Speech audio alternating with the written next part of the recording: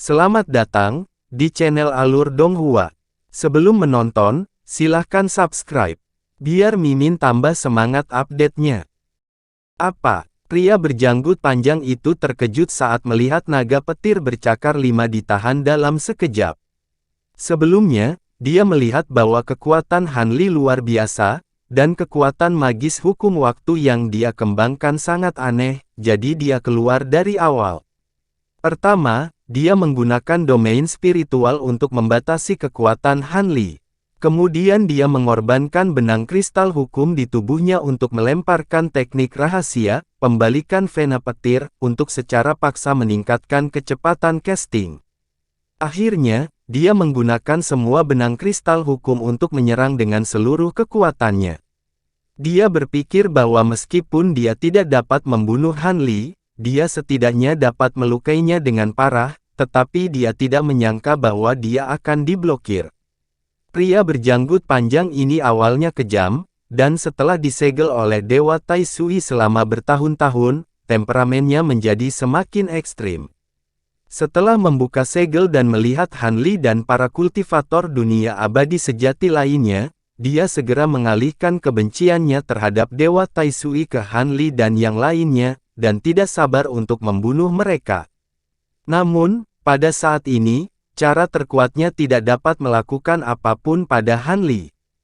Kemarahan yang bergulir di hatinya sedikit mereda, dan dia mendapatkan kembali ketenangan. Dia ingin mundur. Hanli sedikit lega setelah menahan naga petir 5 cakar. Dia diam-diam menyalahkan dirinya sendiri karena terlalu ceroboh.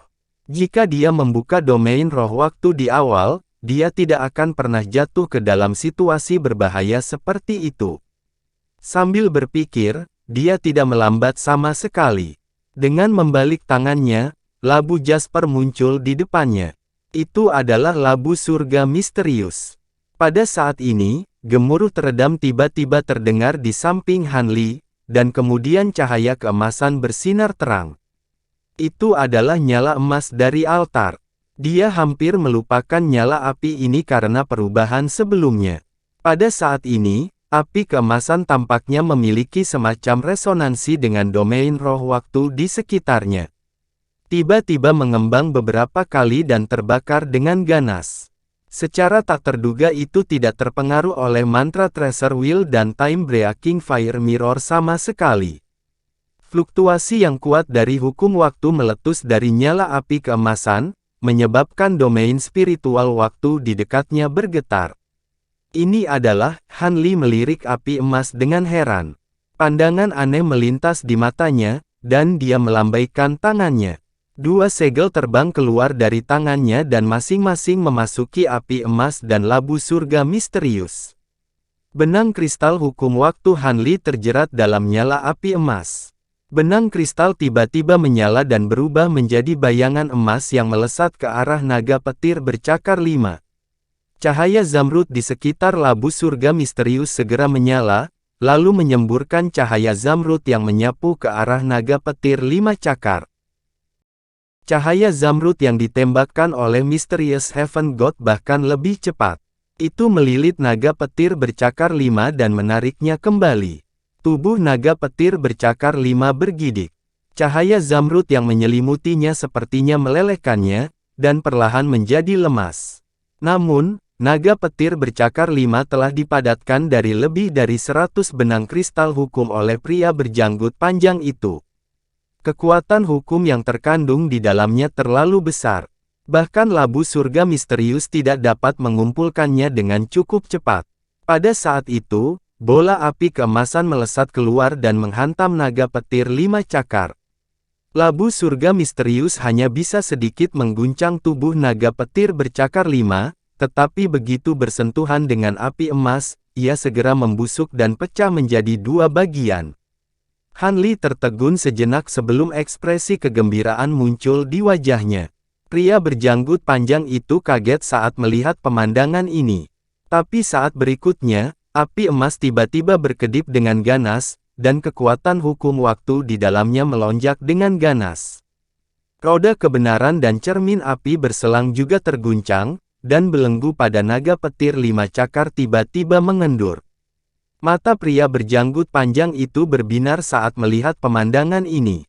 Petir hitam di permukaan tubuhnya berkembang, dan dia berguling di tanah, berubah menjadi binatang iblis singa raksasa yang panjangnya puluhan kaki. Tubuh singa raksasa itu berwarna perunggu, kulitnya ditutupi dengan pola berbentuk petir hitam, dan ada dua tanduk hitam melengkung di atas kepalanya. Petir hitam melingkari tanduknya. Dua tanduk hitam di atas kepala binatang iblis singa perunggu itu tiba-tiba menyala, dan itu tampak seperti dua matahari hitam kecil.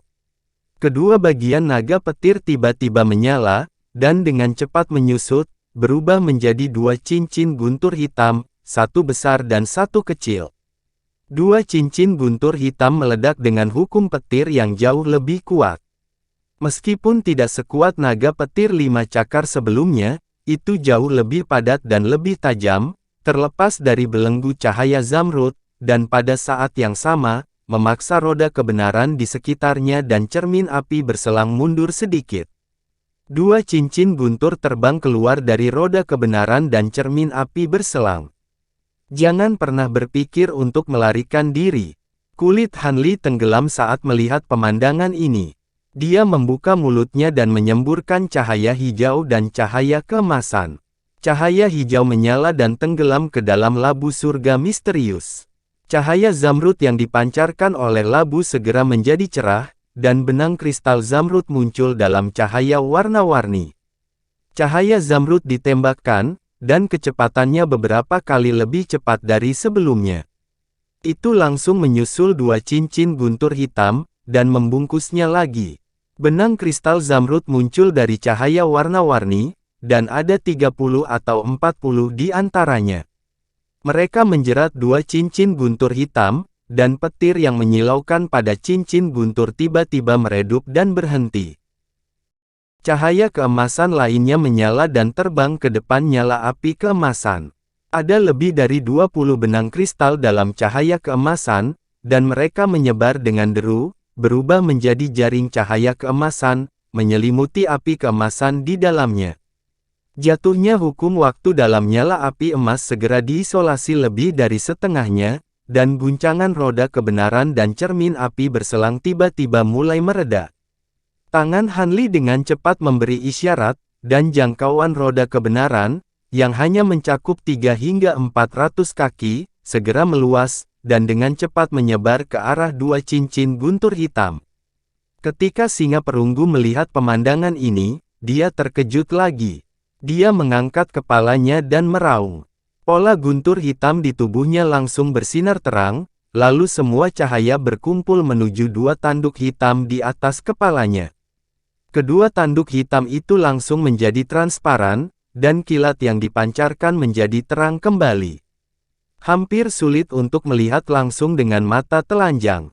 Dalam cahaya zamrud, cincin guntur hitam besar bersinar, dan meronta-ronta, melepaskan diri dari belenggu cahaya zamrud, dan melintas ke mulut singa perunggu.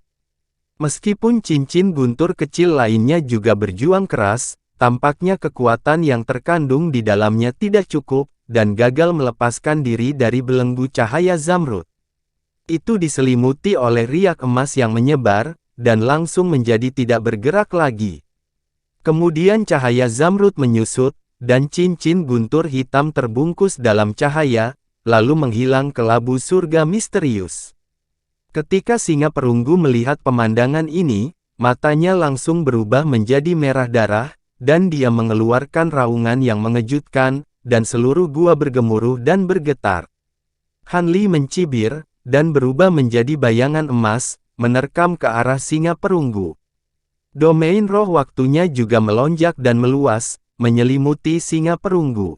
Bocah klan manusia, aku akan mengingatmu.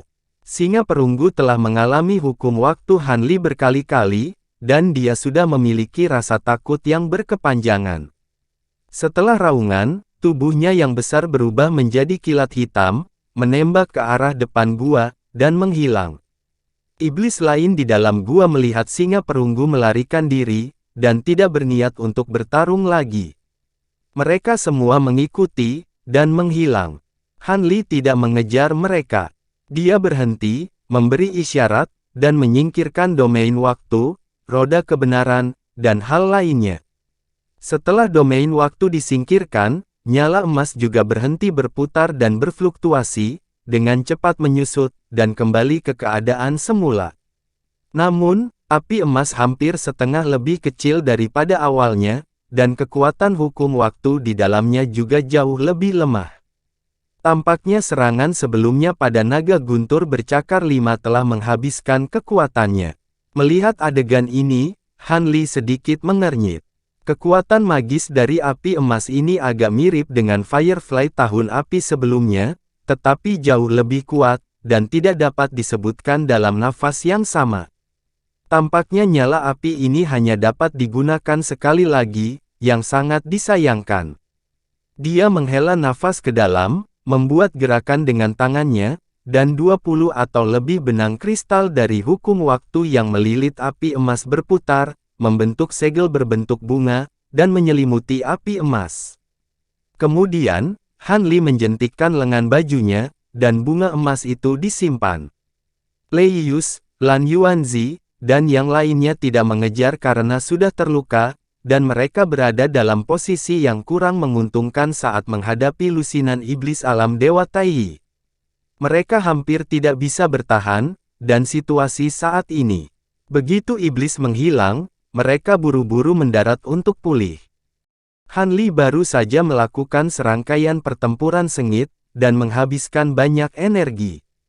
Dia juga mengeluarkan obat mujarab, mengkonsumsinya, dan mengoperasikan ki-nya untuk memperbaikinya.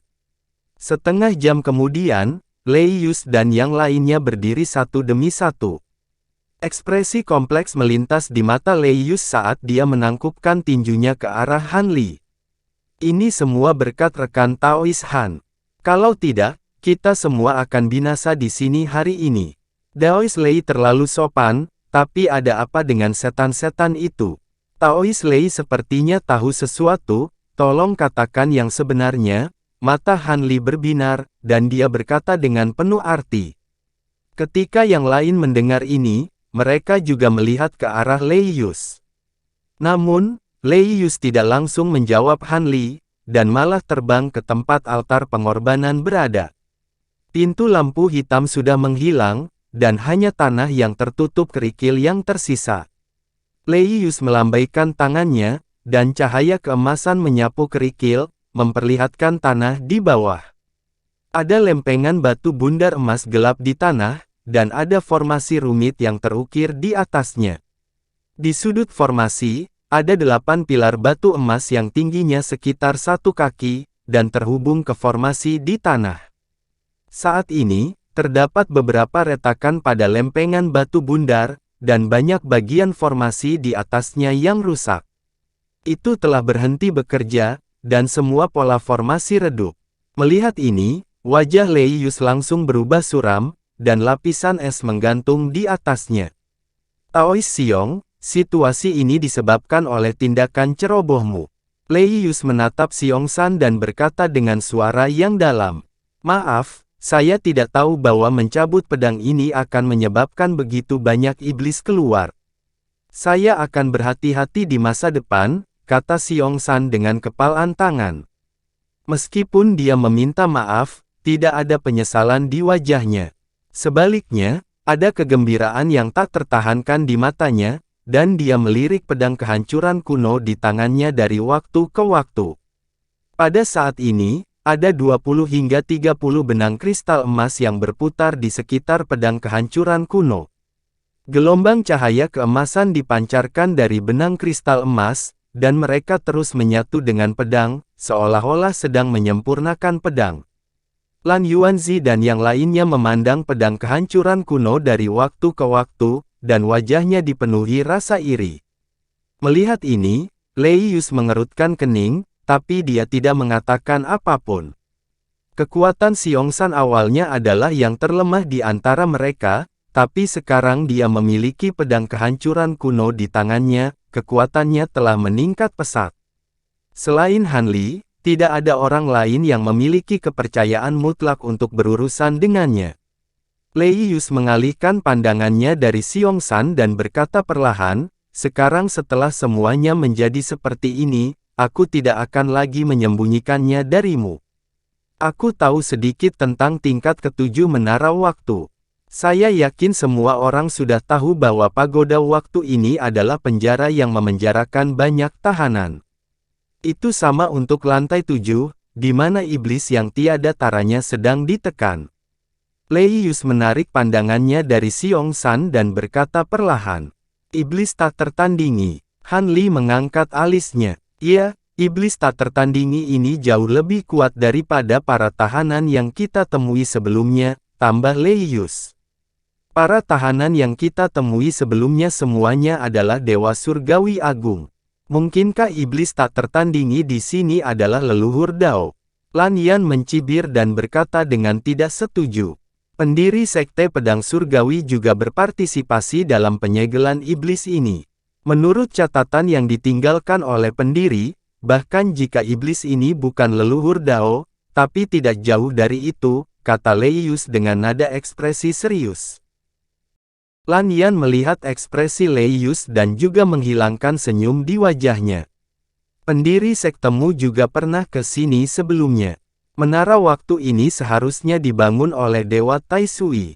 Mungkinkah pendiri sekte Anda mengenalnya? Mata Han Li menyipit dan dia bertanya lagi. Lei Yus memandang Han Li dan menggelengkan kepalanya. Mengenai hal ini, catatan kuno sekte tidak menyebutkannya. Aku juga tidak yakin. Han Li tetap diam. Di dalam hatinya, dia curiga dengan kata-kata Lei Yus. Dia tidak tahu apakah Lei Yus sengaja merahasiakannya atau dia benar-benar tidak tahu. "Rekan Lei, apakah iblis yang kamu bicarakan tentang Dewa Iblis Langit Hitam yang pernah mengorbankan seluruh domain abadi asal emas?" Su Xiaqian tiba-tiba bertanya.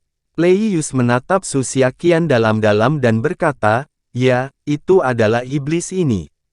Daois Su pasti memiliki kesan mendalam tentang iblis ini, bukan?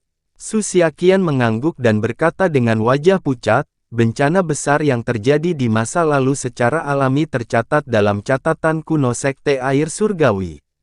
Apa yang kalian berdua bicarakan? Bisakah Anda memberi tahu kami?" Han Lai bertanya. "Rekan Taois, tidak ada dari kalian yang berasal dari domain abadi asal emas, jadi kalian tidak tahu tentang ini. Puluhan ribu tahun yang lalu, selama perang dengan domain iblis, domain abadi asal emas kita mengalami bencana besar. Sebuah iblis tertinggi yang dikenal sebagai Dewa Iblis Surga Hitam turun ke domain abadi asal emas.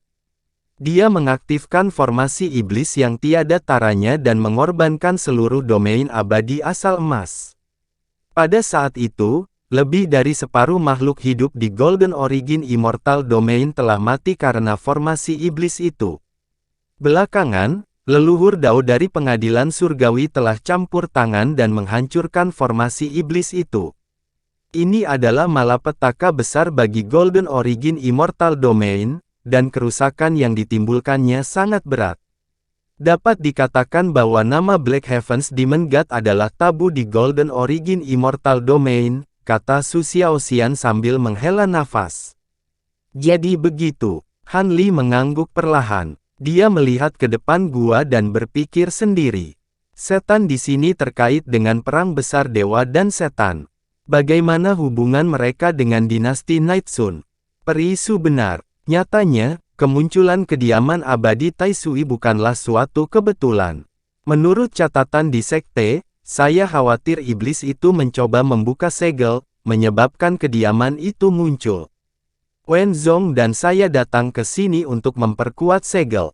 Adapun formasi hebat yang menyegel iblis, ia memiliki 5 inti formasi. Mereka diatur menurut urutan logam, kayu, air, api, dan tanah. Setiap inti formasi juga menyegel beberapa iblis dari domain iblis. Altar emas di sini adalah salah satu inti formasi untuk logam, lanjut Lei Yus. Altar emas telah runtuh. Itu artinya salah satu inti telah dihancurkan. Lan Yan berkata dengan gelisah. Ekspresi yang lain juga berubah serius. Itu benar. Awalnya, selama 5 inti tidak rusak, Dewa Iblis Langit Hitam tidak akan bisa melarikan diri. Sayangnya, inti dari formasi logam telah dihancurkan. Jika inti lainnya dihancurkan, iblis langit hitam dewa kemungkinan besar akan membebaskan diri dari segel.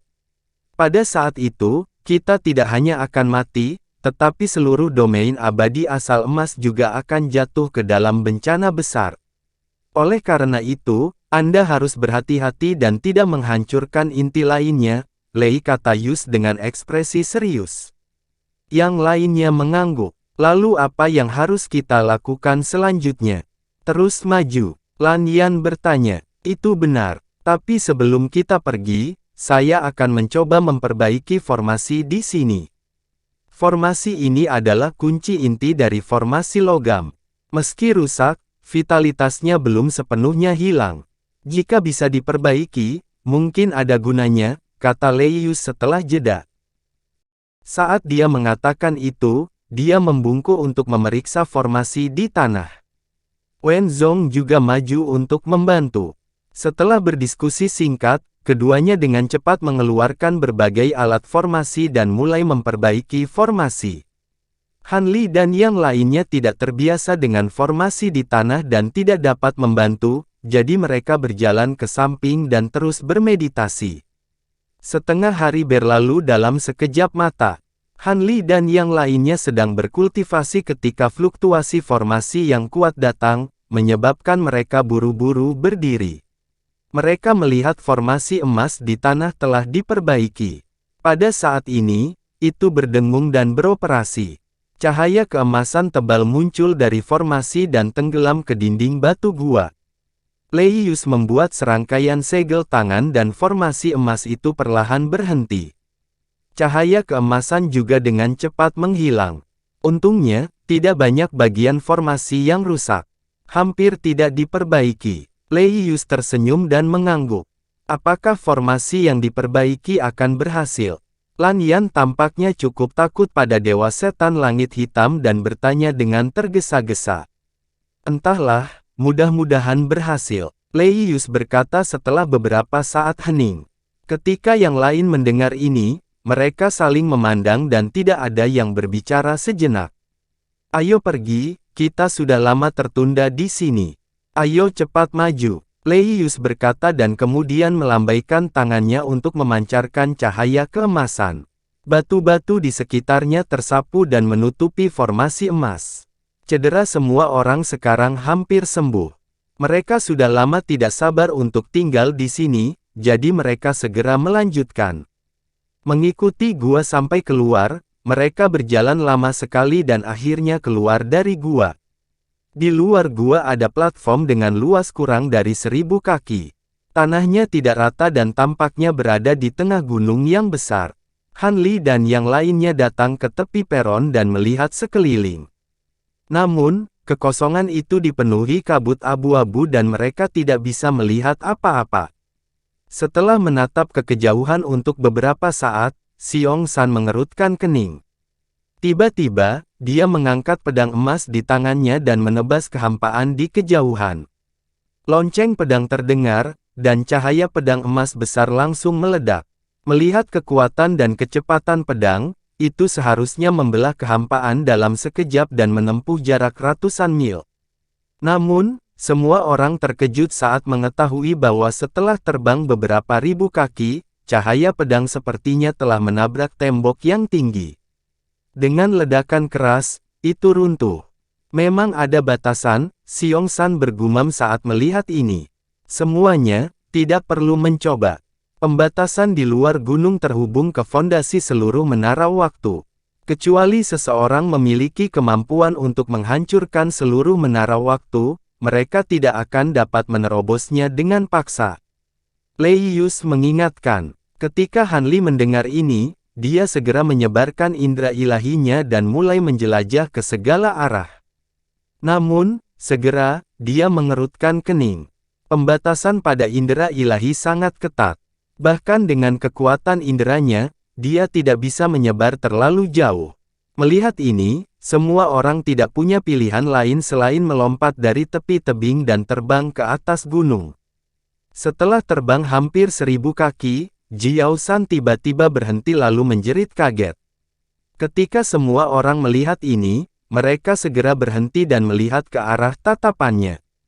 Mereka melihat ada platform tebing lain di sana. Tampaknya ada tangga batu buatan manusia yang menjulur ke atas gunung. Ayo pergi dan lihat. Lei Yus memanggil dan memimpin untuk terbang. Wen Zong dan Su Miaqian adalah yang pertama mengikuti. Han Li dan yang lainnya juga terbang. Han Li mendarat di tepi tebing. Dia melihat sekeliling dan menemukan bahwa tidak ada gua di sekitarnya. Hanya ada tangga batu. Oleh karena itu, setiap orang menaiki tangga batu satu demi satu dan bergegas menuju puncak gunung. Tangga batunya curam dan berkelok-kelok, menuntun semua orang ke atas. Setelah berjalan beberapa ratus meter lagi, mereka tiba di platform lain dengan area yang lebih luas. Ada aula biru aqua dengan atap ganda di sana. Itu dibangun sesuai dengan medan gunung, dan atapnya tampak terbang di udara. Itu terlihat sangat sederhana dan tanpa hiasan. Di depan aula utama ada sebuah bujur sangkar dengan luas beberapa ribu kaki.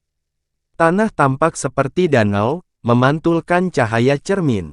Sepertinya ada uap yang mengepul darinya, dan kabut biru muda memenuhi udara, membuat orang sulit untuk melihat dengan jelas. Lan Yuanzi memandangi kabut dan sedikit mengernyit. Jejak keraguan melintas di matanya. "Kakak, ada apa?" Lan Yan bertanya dengan rasa ingin tahu. Tempat ini terlihat seperti berkilauan dengan air dan ada riak samar dari hukum air. Namun, uap airnya tidak setebal yang terlihat dengan mata telanjang. "Saya pikir, ini kemungkinan besar adalah area ilusi atribut air." Lan Yuanzi bergumam. "Formasi ilusi atribut air." Alis Han Li berkerut saat mendengar ini. Cahaya ungu melintas di matanya dan dia menggunakan mata ajaib dari rahasia ke-9 untuk melihat ke dalam dengan hati-hati. Menggunakan mata ajaib, dia bisa melihat bahwa ada pusaran uap air yang mengembun dan berputar di dalam kabut. Ada ketertarikan dan perlawanan di antara mereka, membentuk aura yang sangat spesial. Setelah mencari beberapa saat, Han Li merasa sudut matanya sedikit lembab. Seolah-olah uap air telah menyerang matanya. Saat dia bingung, dia melihat sekeliling lagi dan terkejut menemukan bahwa Lei Yus, Jiao San dan semua orang telah menghilang. Dia tersenyum pahit di dalam hatinya dan merasa sedikit tidak berdaya. Ternyata saat mereka melewati anak tangga batu terakhir dan sampai di tepi tebing, mereka sudah memasuki ilusion arai. Mata Han Li menyipit dan dia mulai menggunakan seni roh dengan seluruh kekuatannya. Dia mencoba menggunakan indera ilahi yang kuat untuk secara paksa menerobos ilusi di depannya. Namun, begitu dia menggunakannya, pemandangan di sekitarnya langsung berubah. Pusaran uap air sepertinya dirangsang oleh sesuatu dan mulai berputar dengan keras. Mereka menarik dan bertabrakan satu sama lain, tampak seperti badai yang bertabrakan satu sama lain. Begitu pikiran ini muncul di benak Han Li, dia tiba-tiba mendengar suara ombak di sekelilingnya. Sosoknya benar-benar muncul di atas laut yang gelap gulita.